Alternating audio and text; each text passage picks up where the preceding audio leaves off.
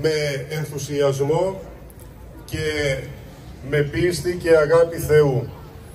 Και γι' αυτό τον λόγο θέλω να σας εκφράσω τις θερμές μου, τις θερμότατες ευχαριστίες μου που ανταποκριθήκατε σε αυτό το κάλεσμα της Εκκλησίας μας, που εδώ και χρόνια έχει καθιερώσει αυτές τις λατρευτικές και εορταστικές εκδηλώσεις επί τη επετείο των ελευθερίων της πόλεως και της επαρχίας μας. Για πρώτη φορά από τότε που καθιερώθηκαν τα ελευθέρια,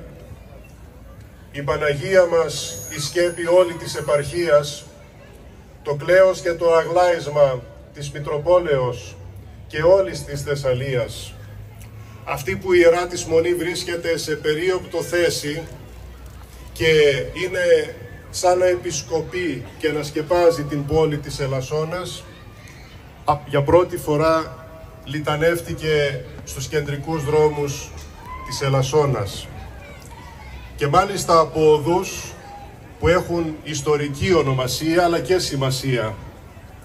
Από την οδό της 6ης Οκτωβρίου 1912, όπως είδα σε μία πινακίδα, σε μία επιγραφή,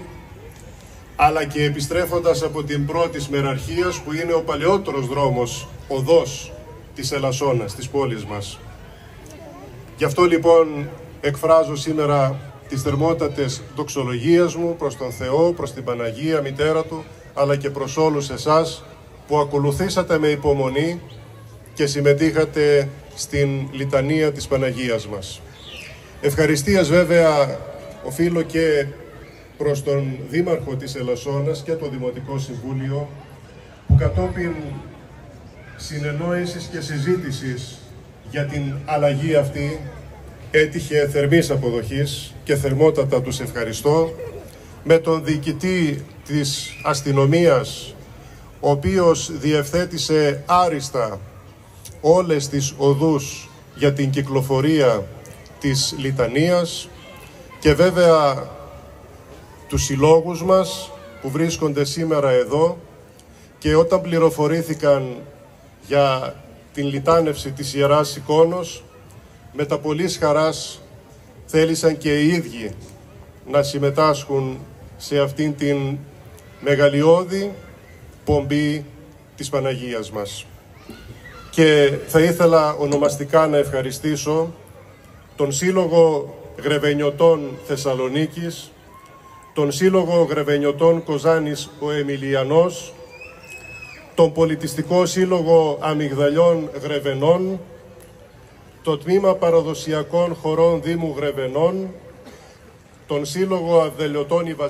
η Βασιλίτσα,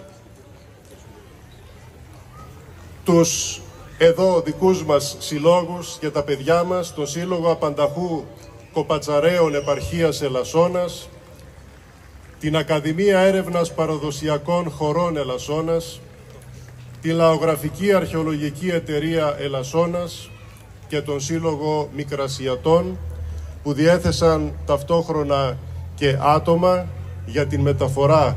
του κουβουκλίου της Ιεράς Εικόνος. Να ευχαριστήσω και όλους που συμμετείχατε και ακολουθήσατε στην λιτάνευση της Εικόνος. Εύχομαι η χάρις της Παναγίας μας να σκεπάζει την πόλη μας, να σκεπάζει το έθνος μας, και πάντοτε όπως ήταν υπέρμαχος στρατηγός σε όλες τις δοκιμασίες του έθνους μας, γιατί βλέπετε τι γίνεται γύρω μας. Ζούμε σε μία εποχή που τα πάντα έχουν αναφλεχθεί και ακοέ πολέμων, πολλέ. Να σκεπάζει το έθνος και την πατρίδα μας, ώστε να περάσουμε από αυτόν τον πειρασμό και τον δοκιμασία των άλλων λαών, ελεύθεροι, ειρηνικοί, με τη χάρη και την ευλογία του Θεού. Χρόνια πολλά και ευλογημένα σε όλους.